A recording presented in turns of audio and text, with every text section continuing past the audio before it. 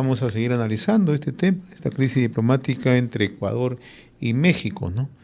Y saludamos esta hora y le agradecemos la amabilidad que siempre tiene con RCR al doctor Martín Belaúnde Morera. Es congresista, una especialista en temas de política internacional. Y recurrimos precisamente para echarle una mirada si esto tiene o no una solución de inmediato o va a tomar su tiempo o simplemente podría quedar allí. Doctor Martín Belaúnde, qué gusto saludarlo. Gracias por atender esta comunicación. Muchísimas gracias. ¿Qué tal, mi querido José? ¿Qué tal está, qué tal me está usted escuchando? Muy bien, lo escucho, de manera Ya, muy clarísima, lo escucho. ¿Ya? muy Ahora, bien, muchas gracias. ¿cómo consideras Bueno, se va a poder resolver este allanamiento y esta violación de la Embajada de México en Quito, considerando que México ya ha anunciado una demanda de la Corte Internacional de Justicia, ¿no? ¿Se va a resolver con prontitud o simplemente puede quedar allí como un hecho que se va a recordar durante muchos años? no, indiscutiblemente es una violación del derecho internacional cometida desgraciadamente por el gobierno del Ecuador, que va a tener consecuencias que van a durar largo tiempo. No creo que se pueda solucionar de inmediato. El tiempo cura todo, cura las heridas. En mi opinión, tal como se ven las cosas, tal como uno puede predecir, lo que parece casi obvio, el gobierno mexicano, los Estados Unidos mexicanos, ese es su nombre oficial, presentarán una demanda ante la Corte Internacional de Justicia, con sede en La Haya. Y en esa demanda, pues evidentemente van a denunciar la violación del derecho internacional cometido por el Ecuador en cuanto que no respetó la inviolabilidad de la sede de la Embajada Mexicana en Quito. Y además capturó, secuestró al ex vicepresidente Jorge Glass, que tengo entendido tiene 2 o 3 fallos en su contra, pero que en ese momento gozaba forma, de alguna forma de libertad. Entonces, ¿qué puede pasar? A menos que hubiera una inspiración divina, tanto en el señor Noboa, presidente del Ecuador, como en el señor López Obrador, presidente de México, y se reconciliaran, eso creo que lo podemos descartar.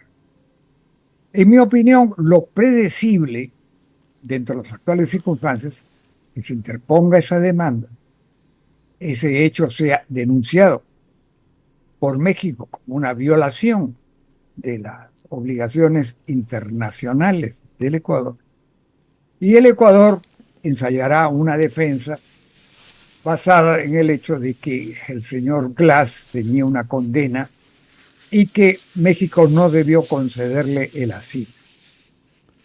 El problema con esta posición que mucha gente defiende, algunos periodistas internacionales, nuestro compatriota Jaime Bailey, por ejemplo, el problema es que esa posición no es incompatible Con el con derecho el derecho, internacional. derecho internacional público.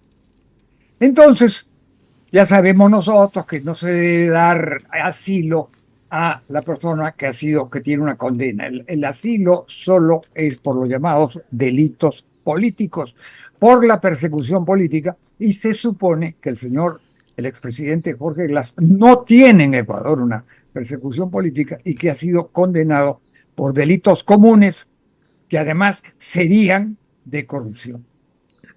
Pero se olvida de algo elemental que está en el artículo 4, Romanos, de la Convención de Caracas, de la que yo tengo entendido con casi seguridad que el Ecuador y México son parte. El Perú también lo es, dicho sea de paso. Entonces, ¿quién califica el asilo? ¿Es el Ecuador? Obviamente que no. lo califique el país asilante. Que el país asilante se exceda, se equivoque, abuse de ese derecho, es una posibilidad. Pero en ese caso no se viola el recinto diplomático, no se ingresa a la fuerza a la sede de la embajada mexicana. Simplemente se mantienen las cosas ahí. Y en todo caso, el Ecuador podría haber demandado a México. Ahora va a ser el revés. México va a demandar al Ecuador por hechos que son de público conocimiento y que constituyen una violación del derecho internacional. ¿Qué puede pasar? Entiendo que el señor Glass ha iniciado una huelga de hambre. Se niega a tomar alimentos. Por lo que he leído, me parece que ha sido trasladado y ha sido internado en un hospital donde espero que le den los auxilios mínimos, médicos, los sueros, en fin, todos los auxilios que sean necesarios para que él no se deteriore más la salud del señor Glass, que entiendo ya está algo deteriorada. La indisposición del señor Glass y su eventual crisis de salud complicarían las cosas enormemente. Yo espero que el Ecuador tome todas las medidas necesarias para mantenerlo con vida. Obviamente no lo puede obligar a comer, pero sí se le pueden poner los sueros y las ayudas necesarias para que el señor Glass se mantenga con vida. ¿Qué va a ocurrir? Mi impresión personal, creo que la de mucha gente, es que mientras el señor López Obrador siga en el poder en México y su mandato creo que tiene 1 año o a lo sumo 2 años más, y el señor Noboa, que tiene un mandato más corto y que creo que está postulando una reelección conforme a esta figura curiosa que tiene el Ecuador de la llamada muerte cruzada, mientras ambos se mantengan en el poder, a menos que tengan una inspiración divina, ¿no? Que puede ocurrir, pero creo que no estaría dentro de lo previsible, sin pretender ocupar el papel divino. Creo que ese conflicto no se va a resolver. Doctor Belaunde, ¿cómo queda internacionalmente Ecuador? Si es que Bueno, ha violado, pues, ha entrado a la fuerza a una misión, a una embajada, a una misión diplomática. Hay una violación abierta. ¿Qué efecto puede tener ello? El efecto que tiene es que ningún país va a apoyar esa posición. Ningún país. Lo más que puedan decir es, traten de arreglar esta situación. Pero, ¿usted cree que el Perú, que tiene relaciones muy, pero muy frías en estos momentos con México de López Obrador, ya ha expresado un comunicado que dice lo obvio? Esto es una violación y por lo tanto no se puede aprobar, no se puede conestar. Fíjese usted, no hay país en el mundo que pase por agua tibia, una violación a sus sedes diplomáticas, porque es atentar contra sí mismo. Y además, el Perú tiene el caso del asilo de la Torre, del año 49, que duró hasta el año 1954, en el cual Perú y Colombia se pusieron de acuerdo para llevar el caso a la Haya, a la Corte Internacional de Justicia. Y la Corte Internacional de Justicia emitió 2 sentencias algo ambiguas, pero en una, si mi memoria no me traiciona, creo que incentivó a las partes que se pusieran de acuerdo. El hecho que las partes se pusieron de acuerdo en el año 1954, que fue el año en que se aprobó precisamente la Convención de Caracas. Y la Convención de Caracas dice varias cosas, pero lo esencial, que por lo demás está incorporado a la Constitución peruana, es que el país asilante es el que otorga el asilo. ¿Qué puede hacer el Ecuador? la demanda ya va a ser presentada. No sé si el Ecuador se adelantará, pero digamos que se presente la demanda ante la Corte, ante la Haya, ante la Corte Internacional de la Haya. ¿Qué puede hacer el Ecuador? Contestarla y decirle que el México abusó del derecho y que el señor no calificaba. El problema es que quien decide quién califica o no califica no es el Estado territorial, es el Estado asilar. Entonces, eso cae por su propio peso. Esa respuesta pues no va a ser, no creo que tenga un final feliz en la Corte Internacional de Justicia. Entonces, ¿dónde podemos ir? ¿Cómo se puede, digamos, darle un poco de racionalidad a esta situación? Yo diría, el tiempo es fundamental. En algún momento, ya sabemos que es 1 o 2 años, que no esté ni el señor López Obrador, porque él tiene que llegar al poder al vencimiento de su mandato y la reelección es imposible en México, y si no estuviera el señor Novoa, entonces podrá haber un acercamiento. Cuál sería la base del acercamiento? Las disculpas del Ecuador. Aquí no cabe otra cosa que disculpas. Eso ha ocurrido en otros casos. El Ecuador tendría que pedirle disculpas a México por haber penetrado, por haber invadido, por haber violado el recinto de su país.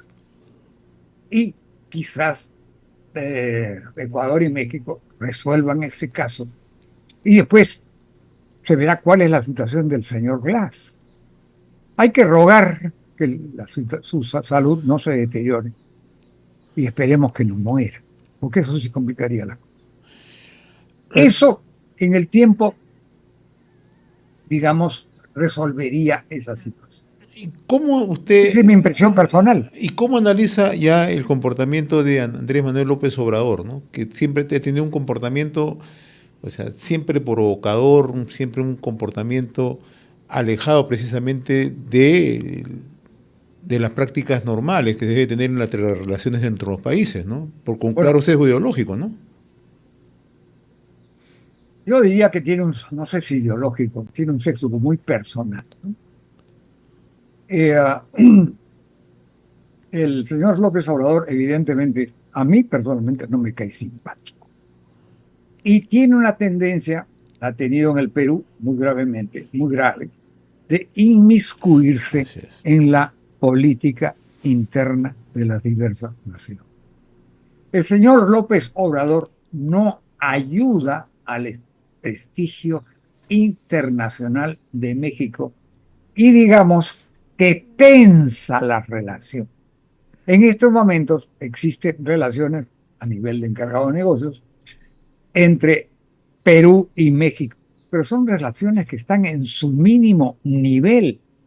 Perú y México, junto con Chile y Colombia, somos parte de la Alianza del Pacífico. Acaba de poner el requisito de visas para los peruanos. Eso ha motivado que el gobierno peruano en reciprocidad pida la visa o establezca la visa para la gente de nacionalidad mexicana. Eso afecta sustancialmente el turismo receptivo peruano. Creo que lo afecta más que al turismo receptivo mexicano, por una razón Claro. geográfica que es comprensible a primera vista. México está más cerca de los países que envían turistas, Estados Unidos, Europa, Claro. etcétera, que el Perú. Entonces, es una medida pues que es poco amigable con el Perú. Y su actitud con el gobierno actual ha sido definitivamente poco amigable.